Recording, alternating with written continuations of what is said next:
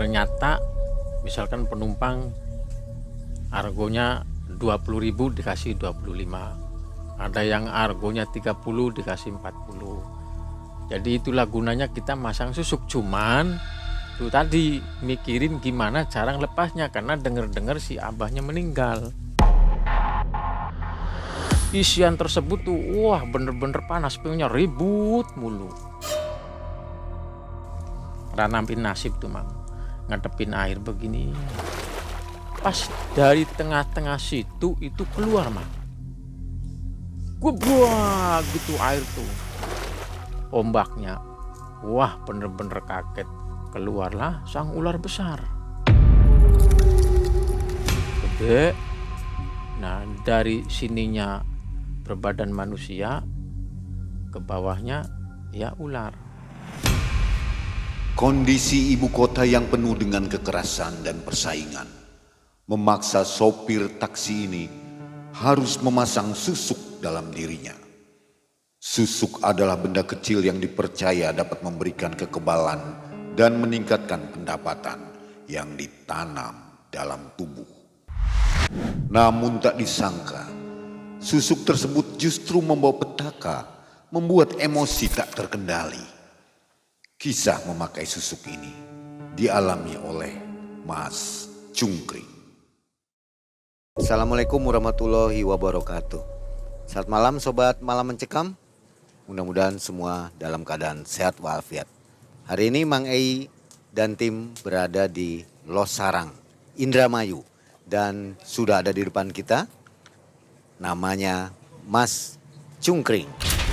Oke, ini dia Mas Cungkring. Apa kabar Mas Cungkring? Baik, sehat, Sampurasun. rampes. Mas Cungkring, Ya, ini kali kedua Mas Cungkring tampil di Malam Mencekam. ya. Jadi untuk Sobat MM yang belum menonton video Mas Cungkring, silahkan nonton dulu, videonya ada di atas ya. Biar tahu apa itu suku Dayak Hindu Buddha Bumi Segandu Indramayu ya. Ya. Nah kali ini akan dikisahkan tentang bagaimana Mas Cungkring perjalanannya sebelum menjadi bergabung di suku Dayak Hindu Buddha ini ya. Ya. Dimana Mas Cungkring mengalami pengalaman pahit menjalani kehidupan selama di Jakarta waktu itu ya. Ya. Bagaimana Mas Cungkring sampai dengan memiliki ilmu kekebalan dengan mengumpulkan jimat atau amalan-amalan yang dipakai oleh Mas Cungkring ya. Iya. Mungkin sobat agak aneh dengan penampilan dari Mas Cungkring kalau kemarin nggak bawa helm nih ya. Ini kalau kita sebut helm atau topi, apa sebutannya untuk di suku Dayak ini? Sama helmnya orang Dayak juga. Helm juga ya, Iya, ini terbuat dari bambu koneng. bambu koneng. Iya. Untuk topi ya. Ya untuk topi ini buat perjalanan jauh. Jadi misalnya kalau jalan kaki jauh atau naik motor jauh pakai ini. Ya, Selalu bawa ya. selalu bawa. Semua komunitas Dayak selalu bawa ini. Coba dipakai Mas Cungkring seperti apa? Waduh ganteng ya. Seperti Karena ada ikatnya, diikat sini. Ini. Biar nggak kabur sama angin kenceng gitu. Katanya pernah sampai debat dengan polisi gara-gara helm ini. Itu waktu naik motor Ya. ditangkap gitu ya. Iya, naik motor ditangkap. Gimana? Di Debat ma- apa dengan polisi? Masih wilayah Indramayu, jalan baru di wilayah ini Celeng Widasari. Ya diberhentiin waktu pas lagi operasi.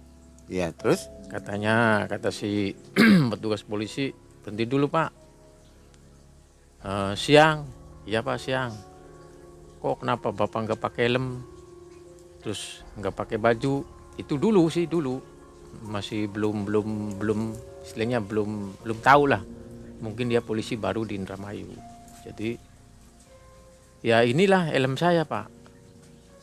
Kok kenapa pakai kayak gini? Ini kan nggak ada SNI atau apa gitulah.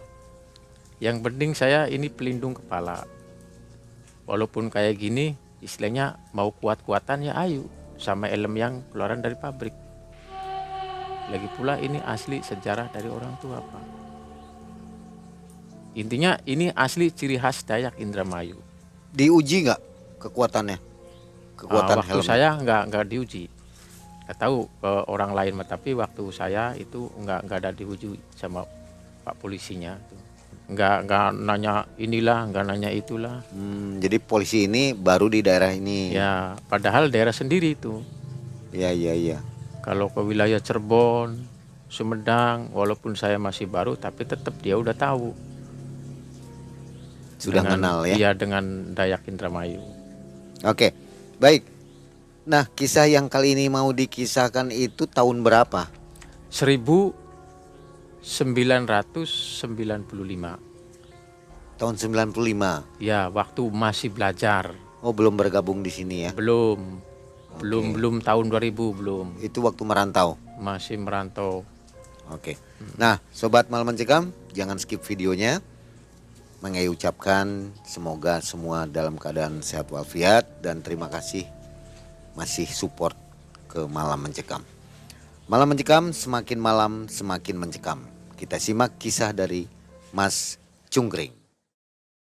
Halo Sobat Malam Mencekam, merayakan 1 juta subscriber, tim Malam Mencekam bakal berbagi merchandise 50 t-shirt Malam Mencekam dan grand prize 1 buah handphone.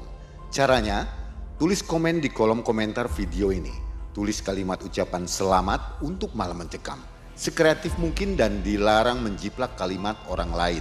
Lalu tuliskan akun Instagram dan nama kalian di ujung kalimat. 5 pemenang akan diundi secara acak menggunakan komen picker dan diumumkan di video selanjutnya. So, segera ikutan event ini yang berlangsung mulai dari tanggal 4 sampai dengan 22 Oktober 2023.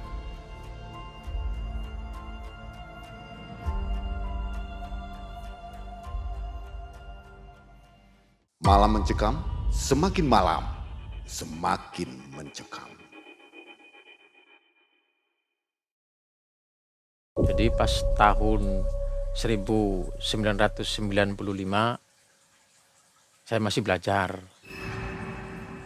di mobil. Intinya saya pengen kayak mamang-mamang saya narik taksi. Tahun 2000 saya udah bawa taksi sendiri. 5 tahun belajar ya. Iya, 2000 sudah ahli. Iya, sambil dagang karena kan harus pengalaman jalan dulu. Nyerep, nyodok dulu, katakanlah supir tembak. Jadi perusahaan tersebut nggak mau nerima kalau belum hafal jalan, apalagi perhotelan, tempat kafe hiburan malam. Jakarta kan luas Mange. Kalau SIM udah punya, udah bikin. Oh, udah jadi. Udah jadi. Jadi tahun 2000 saya udah megang sendiri. Waktu itu saya tinggal di wilayah Tangerang Selatan, Ciputat. Belum menikah itu? Udah menikah. Nah terus bawa taksi namanya pertama Mercury. Terus mudak sekian tahun bawa lagi, ganti lagi yang Nissan. Karena udah doyok ganti Toyota Soluna. Nah pas 2001 mau hampir 2001 itu lagi rame-ramenya penggarongan. Di Jakarta, pembegalan, penggarongan. Nah akhirnya dengar lagi katanya taksi ini dirampok, tapi saya mah belum ngalamin, cuman khawatir karena saya kan bawa mobil perusahaan. Terus mamang saya udah ngalamin, dibegal lah, digebukin lah, ditusuk dari belakang. Kebetulan saya punya duit, akhirnya kata mamang saya, udah kamu pulang dulu.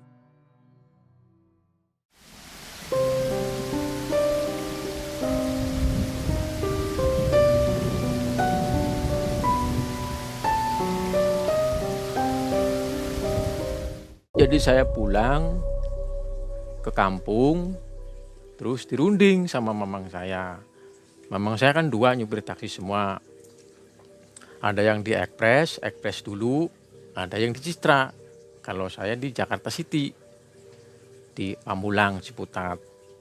Nah akhirnya, Wan, kamu ini harus diisi badannya. Diisi apa, Mang?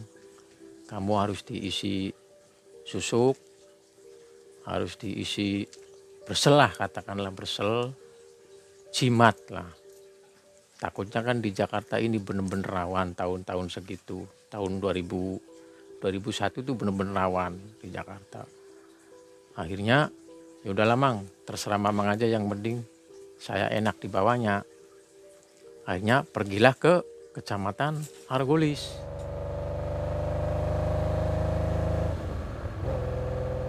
Nah, di situ di suatu tempat ketemu sama sang dukun. Di Pasar Argolis ngulon arah ke Cipunegara, ke jembatan. Nggak tahu desa apa, kurang-kurang hafal. Ketemu sama dukunya.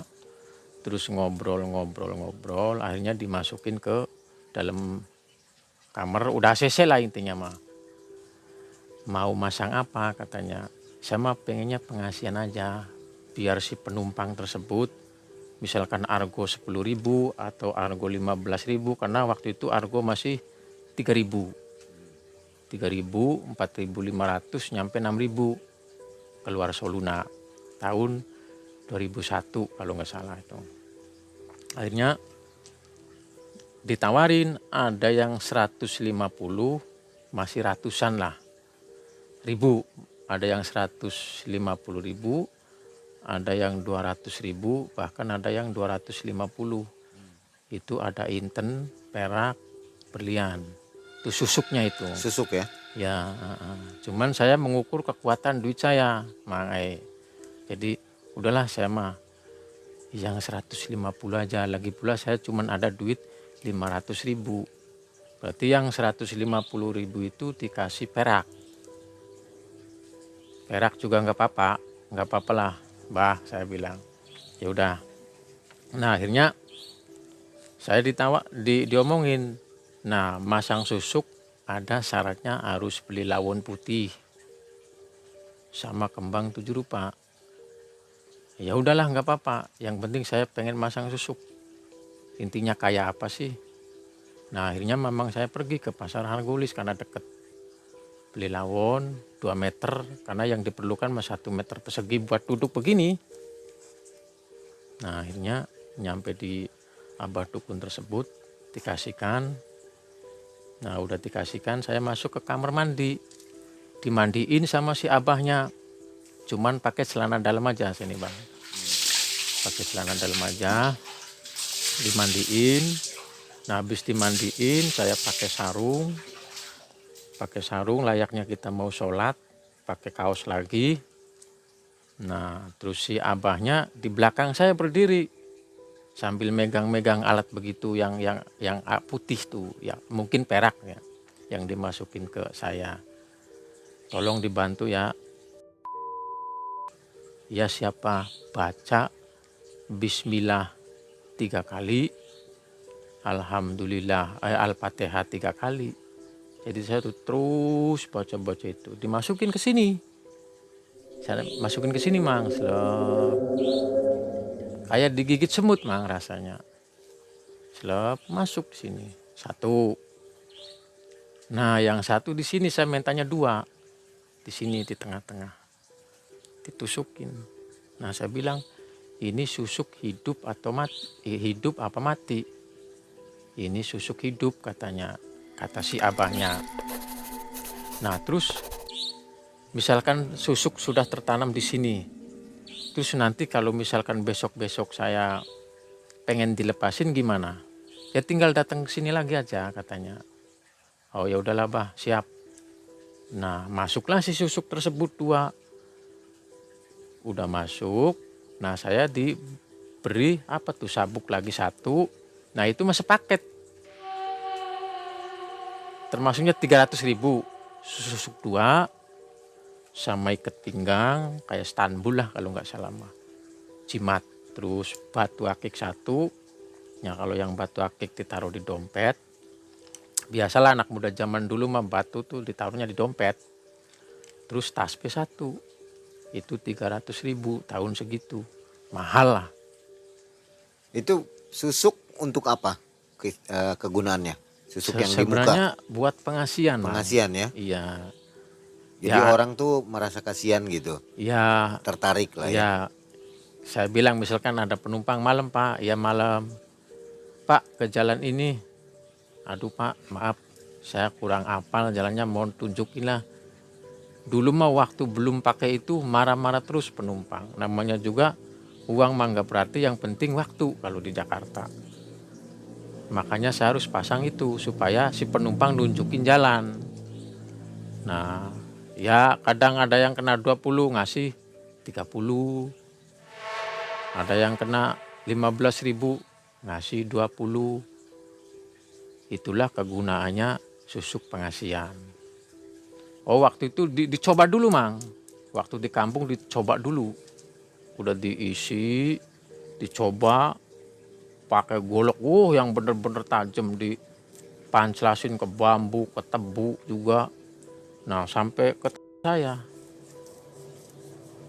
Nah, saya balik ke kampung, esok harinya saya pergi ke Jakarta. Pertama kali dicoba di Terminal Pulau Gadung situ. Ya salah, namanya juga pengamen, di bis-bis kan orang dagang sambil bawa belati begini. Wah, ini orang dagang kok ada kecis-kecis di kempung, di samping. Wah, ini nodong. Mulai emosi, Mang, saya tuh. Terus terang emosi. Jadi pas orang dagang ada 4 kalau nggak salah, di depan, di tengah 2, terus di belakang. Bis kota, bukan bis Jawa, bis kota. Yang arah ke Ciputat, Kuan Wisata kalau nggak salah tuh, dari Pulau Gadung ke Ciputat. Akhirnya ya ribut di dalam Kuan Wisata, pajak lah, ribut, blak. Pada luka, Mang, saya masih ada luka, tapi nggak berasa. Akhirnya si supir bis berhenti, ngomel, nurunin si tukang dagang tersebut. Ya intinya lanjut mobil mah. Wah, berarti ini bener-bener ini isian. Ya terus saya nyampe di wilayah Ciputat, langsung malam dikasih sama mamang saya ini, narik jam 11 malam. Kena mamang saya itu, karena saya masih sifatnya di jalan tuh masih kadang-kadang tahu, kadang-kadang enggak, jadi dikasihnya malam nariknya tuh. Nah, pas pertama narik bawa orang mabok di Terminal Blok M. Saya biasa mangkalnya di tempat-tempat rame, di Jalan Melawe, Hotel Melawe, di Terminal Blok M. Bawa orang mabok, orang 3. Di belakang semua yang saya ngomong, "Mas, di depannya 1. Enggak, Bang, saya di belakang semua." Nah, itu kejadian pertama. Mau kemana, Mas? Mau ke Mampang. Padahal dari Terminal Blok M ke Mampang itu dekat. Tapi diuter-uterin lah terus Pak, sambil ngomel-ngomel. Naik lagi darah saya. Ini sih mau nyoba nih. Wah, bener-bener emosinya tinggi. Akhirnya pas ada polsek setempat lah wilayah situ. Wilayah Mampang atau wilayah Tendian. Saya masukin ke polsek, langsung tarik pintu, langsung ribut, Mang, di situ, ceprot. Nggak peduli dia bawa peso, nggak peduli dia 3 orang. Wah, hantam terus. 1 orang saya mah ngincernya, yang 2 orang ngantemin saya. Langsung saya nggak kuat lari ke pintu polsek Tendian, gedor, yang piket pada dongol semua. Nah, jadi isian tersebut tuh, wah, bener-bener panas, pengennya ribut mulu. Pengen nyelamatin badan saya sendiri. Pas pulangnya pagi, tahu-tahu ada orang dagang asongan di lampu merah, maksa suruh beli apa itu ya, kayak aqua. Langsung buka pintu, ceprot, saya pukul lagi. Bener-bener panas, Mang, auranya. Kodam isian tersebut.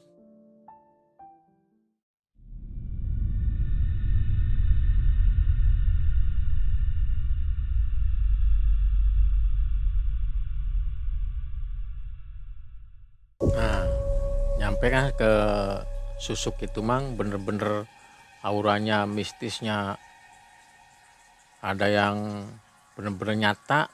Misalkan penumpang argonya 20.000 dikasih 25. Ada yang argonya 30 dikasih 40.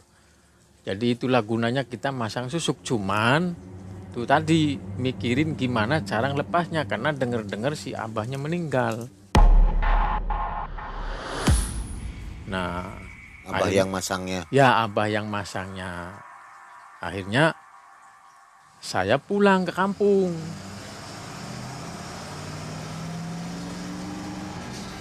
Nelponlah mamang saya, Mang.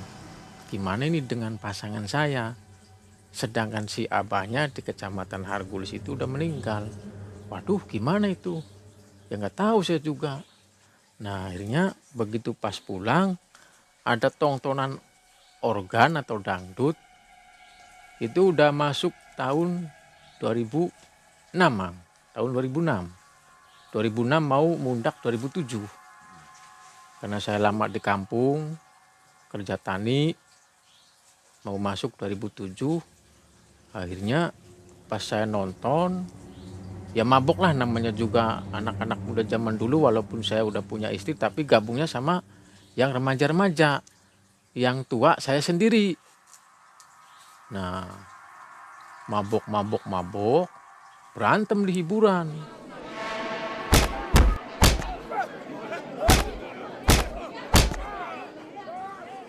Ada yang fatal 1 orang tangga desa. Tuh, jadi pada pulang semua, dikirain gak mau di sweeping, ternyata di sweeping. Yang 1 kena sama polisi, saya pada lari.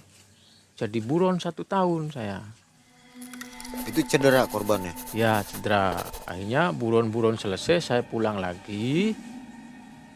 Nah, saya diceraiin sama istri.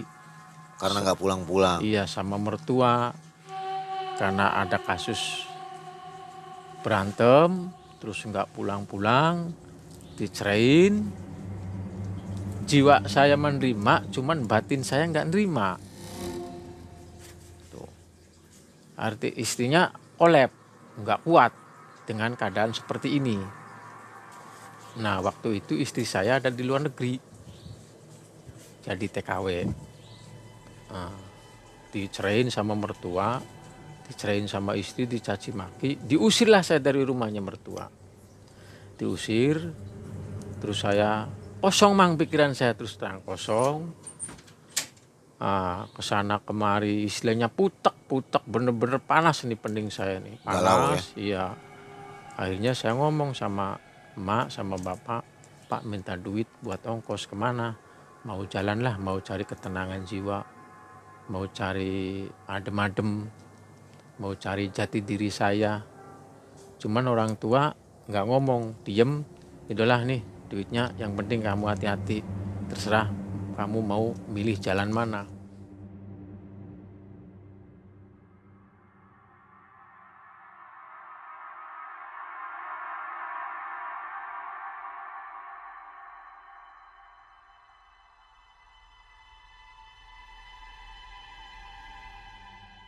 Jalan, Mang, malam-malam pas subuh. Terus jalan, capek jalan naik mobil. Nyampe ke pertigaan Cikopo, Cikampek. Ada Garut. Saya naik mobil Garut. Nyampe hampir terminal Garut. Saya turun di lampu merah yang arah ke Polres. Nih, saya ini mau kemana ini? Nggak punya saudara, nggak punya kakak, nggak punya temen. Akhirnya jalan-jalan terus, ngidul. Nanya sama orang-orang, Mas mau kemana? Nggak tahu Pak, kalau jalan ini ke sana tembusnya mana? Ya ini mah jauh Mas, katanya pegunungan. Terus lagi pula di sana ada waduk situ. Itu namanya situ apa? Situ Bagendit. Boleh nggak Pak ke sana? Ya boleh, tapi ini udah hampir malam Mas. Bahaya kalau nyampe sana. Udahlah nggak apa-apa, saya udah nekat. Mungkin dia, wah ini si Mas ini kayaknya nih lagi stres ini. Jalan terus, Mang, saya. Jalan. Udah hampir jam 7 malam. Nyampelah saya di situ Bagendit. Di wilayah Kabupaten Garut. Oh, auranya dinginnya bukan main. Dingin banget di wilayah situ. Ya mungkin saya karena capek jalan, belum makan, duit mah ada. Belum makan, belum tidur, mikirin kasus saya, mikirin dipegatin sama mertua, mikirin dicaci maki sama istri, jadi bener-bener kosong pikiran saya. Tapi rasa takut ada. Akhirnya di pinggir warung saya duduk ngadepin situ. Begini aja Mang. Ranampin nasib tuh Mang. Ngadepin air begini aja. Nah entah ngantuk entah apa saya tuh ya. Istilahnya mah. Pas dari tengah-tengah situ itu keluar Mang. Wah gitu air tuh. Ombaknya. Wah bener-bener kaget. Tapi itu saya nggak tahu tidur apa enggak itu. Keluarlah sang ular besar. Situ. Coba bayangin ke Mang Ai. Kalau ke Mang Ai, kalau misalkan lihat benda-benda tersebut. Mau lari ya gimana, orang saya nggak tahu. Istilahnya saya tuh lagi tidur, apalagi ngelamun. Keluarlah si ular tersebut dari tengah-tengah air. Gede. Nah dari sininya berbadan manusia, ke bawahnya ya ular. Pertoponglah ularnya. Perempuan. Terus diundangnya pinginnya ya ibu. Nah akhirnya kamu siapa? Kamu dari mana asalnya? Saya jawab Mang. Perasaan takut sih ada. Tapi harus gimana lagi, orang saya nggak tahu tidur atau nggak tahu ngimpinya itu. Saya dari Indramayu jauh-jauh datang ke sini. Saya pengen cari ketenangan jiwa. Pengen cari adem-adem. Itu kata saya Mang. Terus dia bilang, udah kalau kamu dari Indramayu, udah ikut saya. Berarti anak cucu saya, kata si ibu ratu tersebut. Nah, tadinya saya mau menolak Mang. Pertama saya mau menolak. Mau kemana Bu? Mau diajak kemana? Ya udah ikut aja. Supaya kamu adem pemikirannya, supaya kamu enak. Dan terus pulang dari sini kamu juga enak jadi orang. Nah, belum saya ngikut udah diperlihatkan Mang. Di dalam air itu udah diperlihatkan gedung segitu mewahnya. Harta banyak di situ Mang. Jadi bener-bener di situ hartanya banyak. Wah kayak istana megah Mang. Diperlihatkan. Nih kalau kamu ikut saya, kamu pulang dari sini bakalan enak.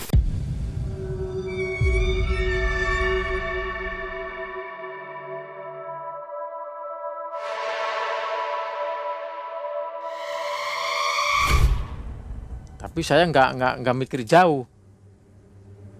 Maksudnya nggak mikir jauh apa. Misalkan saya pulang dari sini, nantinya saya bakal kayak apa. Langsung spontanitas saya ngomong. Enggak lah Bu lah, saya nggak minat karena saya datang ke sini bukan mau cari harta karun atau hartanya ibu. Saya mau cari ketenangan jiwa.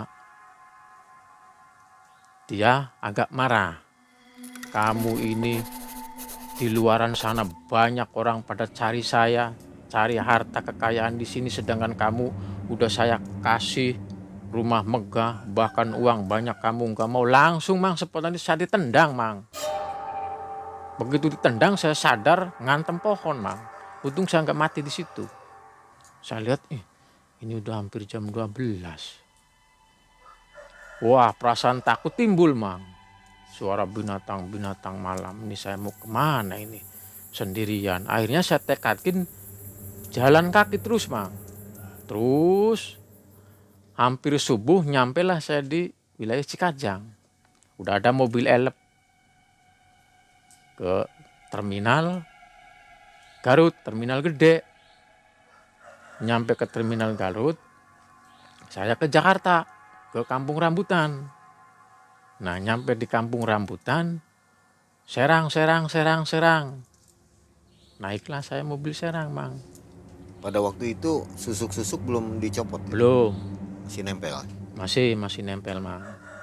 Masih berbau di badan saya. Naiklah ke mobil serang.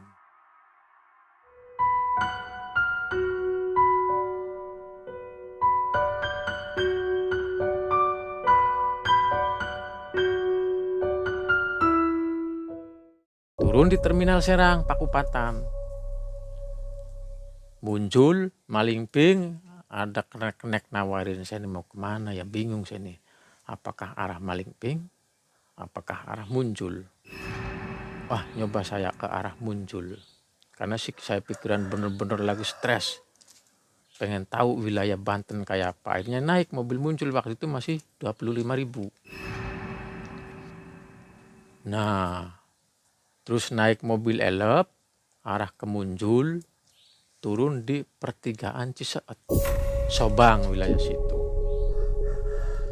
Nah, turun di situ, saya jalan kaki, bawa gembolan mang, saya bawa persyaratan, bawa baju, satu setel. Cuman yang dipakai mah garing di badan, basah di badan, satu aja jalan kemanapun juga. Tapi persyaratan bawa, identitas saya komplit. Karena tadinya mau lamar perusahaan yang baru maksudnya. Jalan-jalan-jalan, pas nyampe perbatasan Alas Ujung Kulon, alas terlarang lah, yang nggak boleh di jamah manusia. Di situ ada portal, ada pos, penjaganya tentara, marinir. Nggak boleh sama sekali orang masuk ke situ. Bila orang tersebut masuk maksa, mungkin masuknya bisa, keluarnya nggak bisa. Saya ngomong sama Pak Tentara, lambat sore Pak, karena nyampe Banten jam berapa ya? Mau habis asar lah, habis asar. Mau kemana Dek? Pak, kalau ke sana terus tembusnya Pak, ini alas terlarang, wilayah Ujung Kulon. Kamu nggak boleh masuk ke sini, nggak sembarangan orang masuk ke sini. Udah balik lagi aja ke kota. Dari mana kamu? Dari Indramayu Pak. Wah, apalagi kamu jauh-jauh dari Indramayu, ngapain ke sini? Mau buang-buang nyawa? Saya diem aja. Saya pikir lagi, wah mau kemana saya ini? Jadi saya balik lagi Mang. Balik lagi, agak jauhan dari pos, saya ngelingker lewatnya.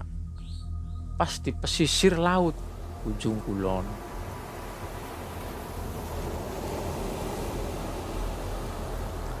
Nah, di situ ketemulah sama orang nelayan di situ. Ada orang nelayan lagi nyandar, tapi perahu kecil, bukan perahu gede. Nah, saya duduk aja di pesisir laut. Nah, si dia nyamperin. Mas, dari mana? Dari Indramayu, Kang. Indramayunya di mana? Di Losarang. Saya juga dari Indramayu, saya dari Parean. Identik kan, orang Parean Eretan kan banyak yang pada berlayar ke sana. Mau ngapain ke sini? Gak tahu Kang, saya lagi pusing, lagi galau, saya dipegatin sama istri, dipegatin sama mertua, dicaci maki, stres saya. Ini kepala saya sampai panas. Ini Mas, begini aja. Kalau sampean, ya saya ngobrol, saya pengen cari adem-adem. Kalau sampean mau cari adem-adem, jangan di sini nggak boleh. Tadi kan Mas nyampe ke sana, iya nggak boleh. Udah yuk, saya tak anter, diantar lah pakai perahu kecil, diantar sama dia. Nah, akhirnya saya ditaruh di itulah yang namanya Gua Karangbolong di Ujung Kulon. Nih Mas, ini tempat sampean buat cari adem-adem. Saya tanya, Kang, ini tempat apa? Ini namanya Gua Karangbolong. Oh, Karangbolong ini. Iya, banyak orang kesini Mas, pada sukses. Mas, mohon maaf, saya niat mau cari adem-adem, bukan mau cari harta karun. Tapi kan sama juga Mas, di sini ada adem-adem juga, biar sampean itu tenang. Ya kalau sampean gak mau ya terserah. Oh ya oke lah, sudah, saya mau diem di sini. Udah siap kan? Udah. Tapi saya tinggal Mas ya. Ditinggal lah sama orang Indramayu, orang Parean. Saya duduk di situ Mang. Udah hampir sore.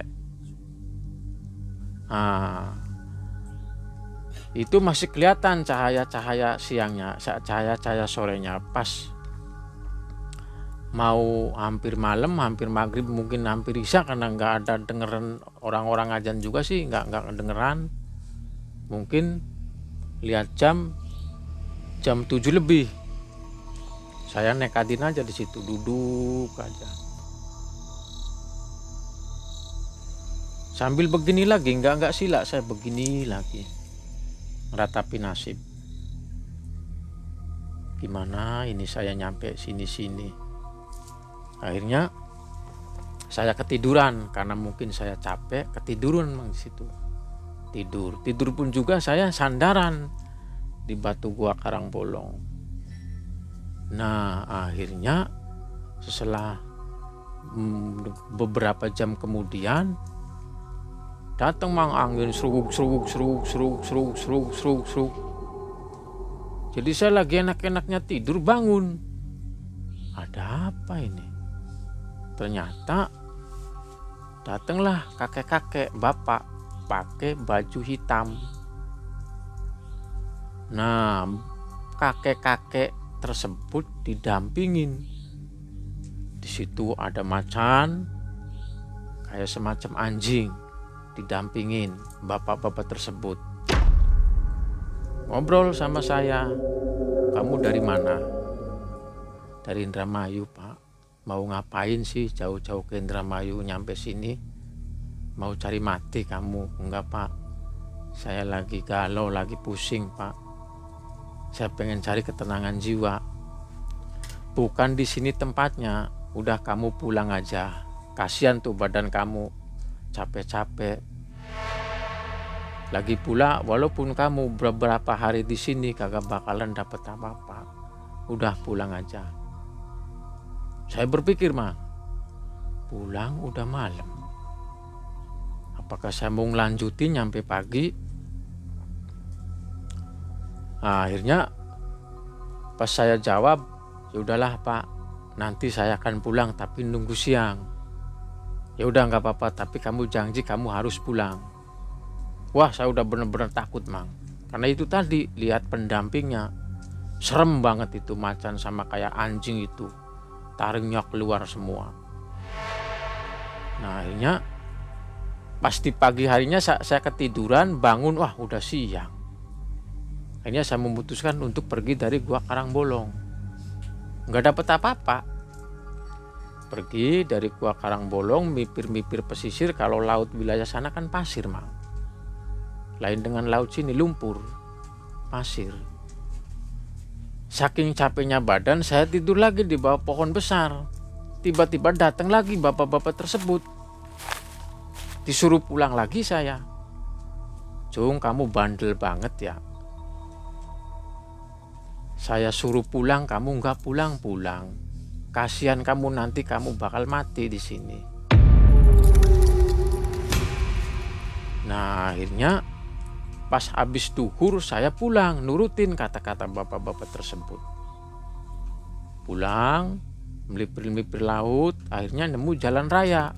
Pas pinggir Tanjung Lesung, tempat wisata. Nah, ada mobil elep, serang. Saya naik mobil elep. Langsung ke terminal Serang. Dari terminal Serang, Cirebon. Saya naiklah mobil Cirebon. Pas turun di Losarang. Saya ngojek. Balik ke kampung dulu, ke rumah dulu, ngobrol-ngobrol sama ibu, sama temen. Ini pikiran susuk saya mau dikeluarin pakai apa. Akhirnya habis itu ada yang nawarin, udahlah kamu kalau misalkan pengen ngeluarin susuk supaya kamu dapat adem-adem, supaya kamu dapat ketenangan jiwa, coba aja datang di Kecamatan Losarang, ada tuh kelompokan Dayak. Wah, itu mah nggak pakai baju, serem kata saya. Udah coba aja, mendingan daripada kamu susuknya keluar susahnya. Nah, jadi diantar sama temen saya nyampe Tanggul Kali Cipanas. Udahlah nyampe sini aja, kamu pulang lagi. Saya mau jalan kaki aja. Nah, nyampe di Padepokan Dayak. Ketemu sama bapak-bapak yang lagi bikin pernak-pernik. Saya deketin, tadinya memang saya takut, terus terang lihat orang Dayak. Takut, serem, hitam-hitam, jenggo-jenggo semua. Nah, begitu giliran saya deketin, saya tanya, Pak, lagi bikin apa? Ini katanya lagi bikin gelang. kamu dari mana? Dari Desa Rajayang. Di mana sih Desa Rajayang? Yaitu Pak, deket. Tahu-taunya sudah diobrolin asik mang orangnya. Bahkan dia ngasih sesuatu, ngasih tips, ngasih apa ya, wejangan-wejangan. Kamu kenapa main-main ke sini? Saya cerita, saya lagi begini Pak, lagi kena musibah, lagi galau, dipegatin sama istri, dicaci maki sama istri, dipegatin sama mertua. Terus saya lagi pula banyak sekali saya pasangan-pasangan di badan kalau waktu saya jadi supir taksi di Jakarta. Ini cara ngeluarin susuknya bagaimana? Oh itu ya, aduh saya emang gak bisa, coba datang aja langsung ke sepuh. Jadi pas saya mau ke sepuh, sepuh tahu. Ini dari mana? Dari Desa Rajayang Pak. Wis mene mancing. Sini masuk. Nyampe di sono boro-boro dikasih jampi, malah dikasih makan banyak. Udah kamu makan yang banyak, habis makan kamu mandi, habis mandi kamu tidur biar cepet sembuh, biar cepet pinter. Karena saya dipegang ininya, wah ini panas kamu ya, stres kamu ya. Iya Sun Pak, saya ceritalah sama bapak-bapak tersebut. Ternyata bapak tersebut, sepuh Dayak tersebut, waktu saya nemuin di Banten, waktu saya nyuruh pulang, yaitu sepuh saya. Sama bentuknya, wajahnya juga. Saya pikiran, wah kayak waktu di Banten yang ngasih nasihat saya. Ternyata orang tua ada di sini. Nah, terus beberapa hari kemudian saya mandi, makan, tidur di situ, nggak dikasih jampe-jampe Mang. Pas saya pakai sabun, segrak di sini. Jadi sih kayak kawatnya tuh Mang kena tangan saya. Keluar darah. Apa ini? Saya pencet-pencet, keluar Mang. Si susuk tersebut. Wah, keluar. Saya tarik. Oh, ini masih utuh. Nah, saya pakai sabun lagi mandi supaya bersih. Di sini gosok-gosok, segrak lagi kena tangan lagi.